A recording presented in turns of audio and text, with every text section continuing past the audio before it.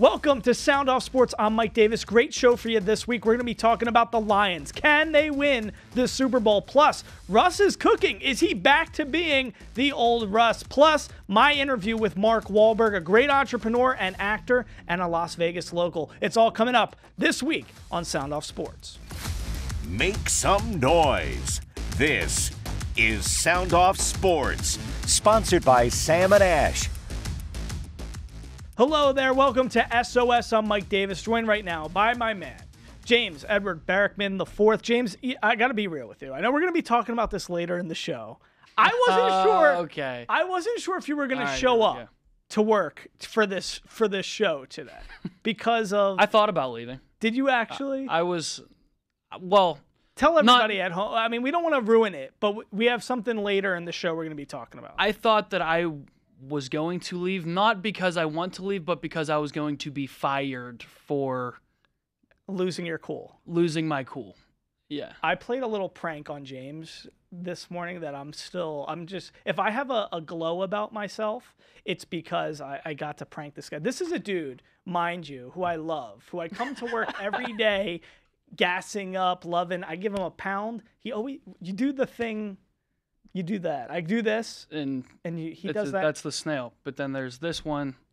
He does and that. That's the turkey. Me. So he does this to me on a constant basis, ladies and gentlemen. So today I decided to have a little bit of fun, and we're going to be telling you about that in Sink or Swim. But before we get into that, let's talk a lot of stuff to talk about. We have Mark Wahlberg joining the show today. You're going to love to hear all about him. We love Mark Wahlberg. But we're starting off with the Lions. Now, obviously, the Lions had a crazy win against the Texans on Sunday Night Football last week. Crazy win. Goff throws 5 picks. The team doesn't really look generally good in that showing, but they pull it out against Houston. James, we asked everybody at home, do you think Detroit, the Lions, are a true Super Bowl team? We got a lot of feedback. Let's hear one of the first calls we got. Hey, good day, Sound Off. This is Anthony over in the McCullough Hills neighborhood of Henderson. All right, regarding the 2 questions. First, for the Lions, can they win the Super Bowl? Yes, because usually at this time of the season, the Super Bowl winners usually have a couple of qualifications, and the Lions have them both. They only have 1 loss. Usually the Super Bowl winner doesn't have any more than 2 losses at this time of the season. So that's 1 for them. Also, their plus-minus ratio in points is plus 12. 31 points on offense to only 19 points given up on defense. That's another qualification that the Super Bowl winners historically have. So they definitely can win the Super Bowl.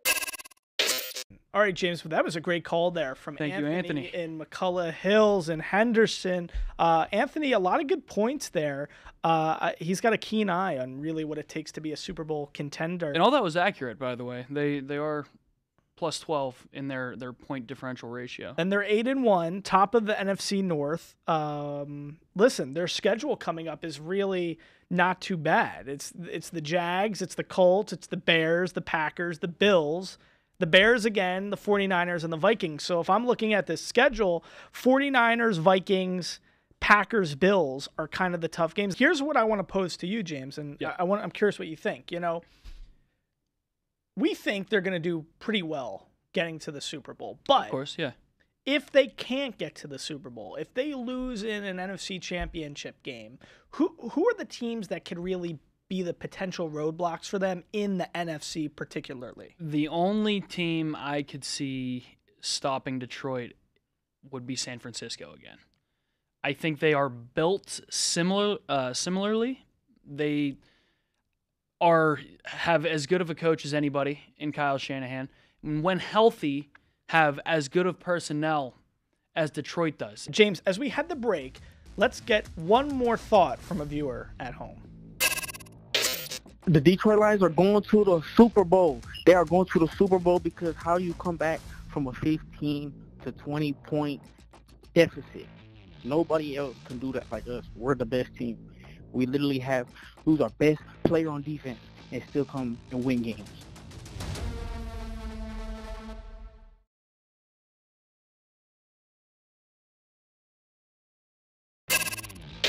All right, so something super exciting right now. Here's my interview with Mark Wahlberg, the actor, the entrepreneur. You got to love everything he's doing here in the Las Vegas community. Here's my conversation with Mark from his new restaurant, Flecha.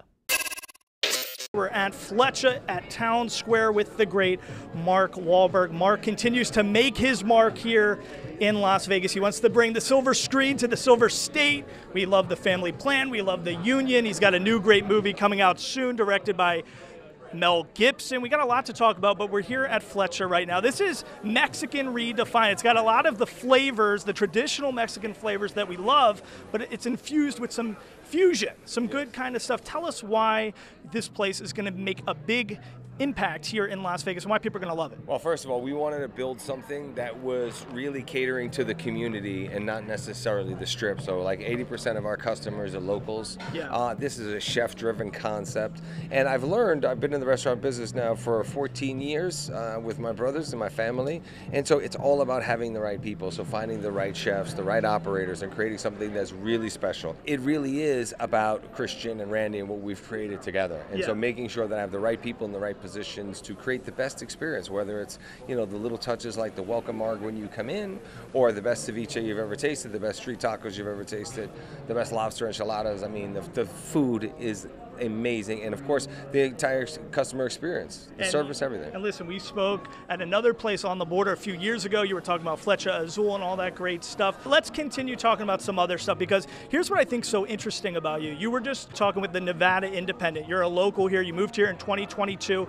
Let's be real, you were saying some really great stuff. You've spoken to Governor Joe Lombardo. You really think it's not a matter of when, it's not a matter of if, it's a matter of when the silver screen comes to Vegas. Tell us a little bit about why it's such a no-brainer and the cohesion behind Hollywood and how that's kind of dying and how this would be a great new place for Hollywood 2.0. Look, first of all, there's so many talented people here, both in front of and behind the camera. I made 2 movies already here. But with both of those movies, all that money went back into the community. What I'm trying to do is encourage people like myself, if they're trying to pursue a better way of life, to move to Nevada, because that is my life and all the people that have come with me, life and lifestyle has vastly improved. Right. Since we've made that move. And so in order to do that, to get the people to come, the talent, the other talent outside of that, and people who are making the movies, writers, directors, actors, you need to have some sort of incentive here as far as a tax credit. And look, with the amount of jobs that we'll create, the amount of excitement that we'll create, as you know, we've got sports here now. Vegas is the place to be. And so we want to make sure that all that money is going back into the community. So for me, it's not about Disney getting a discount. It's about people coming here. It improves the housing market, it improves everything. And I think, you're a guy who demonstrates such you work with people so well. A lot of celebrities don't display that. They don't demonstrate working with people well. You work with everybody, and it's a great thing. Well, I'm trying to connect with people. COVID really gave a lot of people an excuse to distance themselves from people. I am trying to connect with people, and more importantly, I'm trying to bring people together to connect. And you're here in the community. People see you all the time. Now, you got a new thing. Let's check the municipal thing. You got a new gym concept. It's all about recovery, fitness. You're about fitness and faith. We know everything you do with Halo, but now EOS is partnering with Municipal to start this new gym in downtown Summerlin. Tell us about that. So great operators. I wanted to create something that was super luxury, super high end, that really has all the bells and whistles, but also has the best and most serious training. Yeah. So with the recovery center, rejuvenation therapies, cafes, cold plunges, everything you can imagine, and a retail store inside, but the best equipment, state-of-the-art everything, and a place where you've got the best personal trainers, and you could come, and you're going to also be embraced in a way, and we're going to create a community like the 4 a.m. Club, where we are going to create, there's a content element, there's lots of things happening that I think is going to change the face of fitness. If we can be 1% as as much as you are with your fitness regimen, that would be a good thing. So getting just that. Trying to encourage people. It's so much easier to stay in shape than it is to get in shape. Yes. And you want to be around. You want to be able to move. Consistency. And yes, for longevity, consistency, and just a healthy lifestyle. Finding that balance of eating right, exercising, having your cheat meal, kind of going and celebrating your victories, right, and then you getting post back that after on it. social. We see that all the time. I want to make sure, and I'm trying to share, all the things that I've learned along the way, and try to help people avoid the mistakes that I've made in the past with fitness and training the wrong way, bad diet, things of that, and creating bad habits. I'm trying to just share with people my journey and my experience in real time. It's a great thing. Let's talk a little sports for a second, because what I love about you and your career, you're constantly evolving and improving upon things. From just a movie standpoint, we remember The Departed to Boogie Nights to, The Fighter and the way that you attack those roles. But then we also love The Union and The Family Plan and all that kind of stuff, all the movies with Will Ferrell. So let's talk about how Tom Brady, the GOAT. I'm curious about this as a native Boston guy. That guy is the best quarterback of all time, correct? I think he'd still go out there today and play, for sure. Okay, so he's the best quarterback of all time, but me thinking, I work with Fox, he heads to the booth. There's going to be a learning curve, but we're all anticipating if he's the GOAT in one area, how can he maybe not be the GOAT in another area? And the way that he's developing in the booth. Tell us a little bit about that, because you've had to grow from Marky Mark to acting to business to all those things. So what's the advice you would give to him? Well, no, look, you've just got to do it. You've got to be out there. You got to kind of figure out, because obviously he's got one of the great football minds of all time, but how you're articulating that in layman's terms for people at home so they can understand what's going on, and just being yourself. He's got a great personality. He's very funny. It's not. I wouldn't worry about being sarcastic. I think he's doing great. He'll be fine. What I do want him to do, bring Belichick here, lace him up one more time, Tommy. Throw the helmet on, and let's bring a Super Bowl to Nevada. Come on. What do you think about Drake Maye? He had a great touchdown, Hail Mary throw from the 7 to get them in the overtime. What do you think as a rookie? What have you seen from him? What do you like? What do you don't like?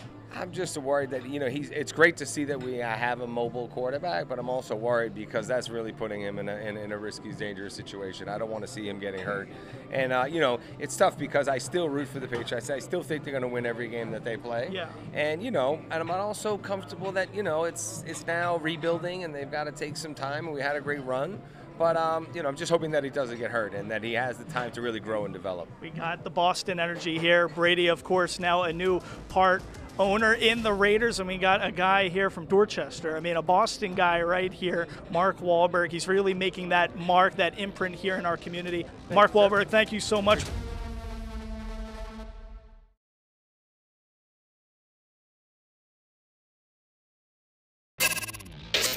Welcome back to Sound Off Sports. All right, so this is going to please my good friend here and producer James Edward Barrickman IV. James, we asked everybody at home about your beloved Steelers. We asked everybody, look, Russell Wilson, he's 3-0 since he's gotten the starter gig for the Steelers. Does Russ look like the old Russell Wilson we know and love? We asked everybody at home. Let's get a response right off the top. And regarding Russell Wilson, going to play for the Steelers and for a coach like Mike Tomlin has definitely been the best thing to happen to his career, and his career has been revived. He's playing fantastic, and as all Steeler fans should know, Mike Tomlin has definitely exceeded Bill Cowher as a coach. His track record proves it. All right, Sound Off, have a great day. I wanna. Yeah. As our resident Yinzer, first of all, thank you, Anthony. Yeah, Anthony, we love you, Anthony. You definitely sound like an East Coaster, like us, Anthony. So I love that about this. You. Has nothing to do with the question at hand. Yeah. Are we ready to say that Mike Tomlin's a better coach all time than Bill Cowher?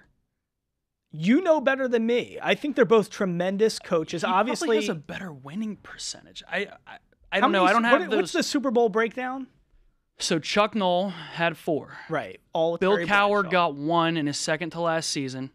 Mike Tomlin got 1 in his second season and hasn't had 1 since. So they each have 1 Super Bowl each. Yeah, 1 Super Bowl each. Mike Tomlin's never had a losing season. I know that's something everybody loves to hang their hat on. Roethlisberger has only 2 Super Bowls? Yeah, he's been to 3. Gotcha. Only 1, 2. Cowher went to another Super Bowl and lost. So I think they're both 1-1 in Super Bowls. So tell me this, as our resident Yinzer, our Steelers fan, our Pittsburgh native, what I'll say. What does the city of Pittsburgh think? If that was posed to the community in Pittsburgh, what would they say? I think it depends. I think if you broke it down by age demographic, people my father's age, people in their 40s, 50s, not even 40s, I would say probably 50 and above, they would all go Bill Cowher.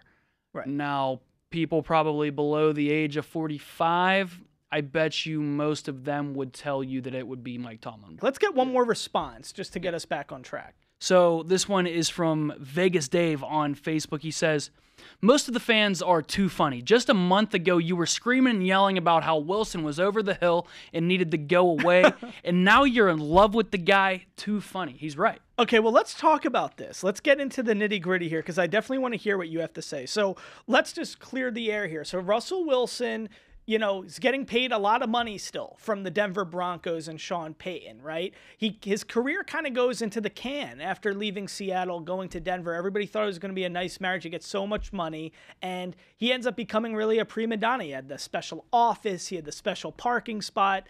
It was not a good look for him, and his career was going down the drain. Starting off the season, he goes to Pittsburgh on a really a league minimum deal, you know? So he goes there. It's a good move by Khan and the Steelers, and they also go in and make the trade for Justin Fields, and there's now a training camp battle with both of these guys. But Russell Wilson starts the year off with the calf injury, so he's not playing. Steelers get off to a good start. They're 4-2 with Justin Fields. Then when Russ gets healthy, they go to him. Now he's 3-0, and let's talk about this. They've been averaging 30 points per game with Russ under center. He's averaging the most yards per attempt of his career, Russell Wilson, even more than in Seattle. 8.7 yards per pass attempt, and he's the third highest rate in his career for touchdowns per attempt. So he's playing well. And when you think, I mean, James, you tell me if I'm wrong. This is the best defense in the league. So you got the best defense in the league. Definitely in the conversation, yeah. Best defense in the league, and now you get Russell Wilson, who's averaging 30 points a game with this offense now, because before they're grinding out the 17 to 14 wins. Now you got the defense, and you can stay on the field on offense and score some points and throw down the field. We all know Justin Fields isn't making that pass to Mike Williams to win the game.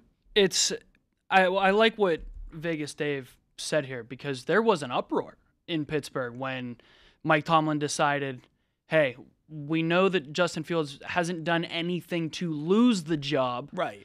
But we're going to go in a different direction. We're going to go with Russ here. People were not happy. People have been ready to fight. They've been ready to run Tomlin out the door in Pittsburgh for several years now. A lot of his critics have been ready to ship him out the door. And when he makes this move to Russell Wilson, that took guts for a guy who isn't on the hot seat within the organization, but the fans are calling for your head. So that took guts to go from a guy who didn't do anything to lose the job, just to see what you got in Russell Wilson, who hadn't shown anything really in Denver.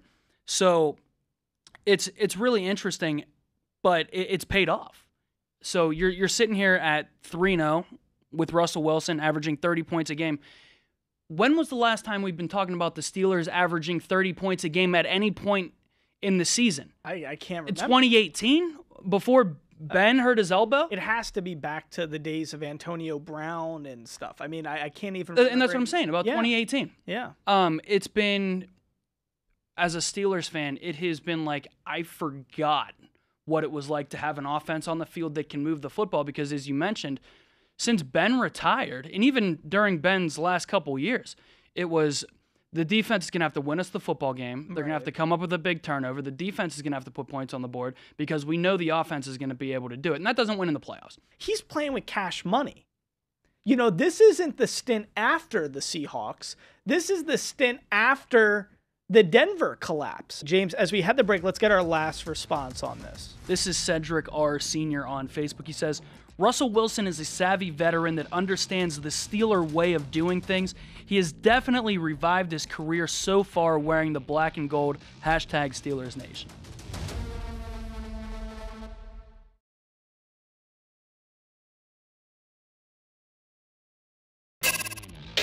All right, welcome back to Sound Off Sports. So everybody loves when James and I talk about things that are non-sports related.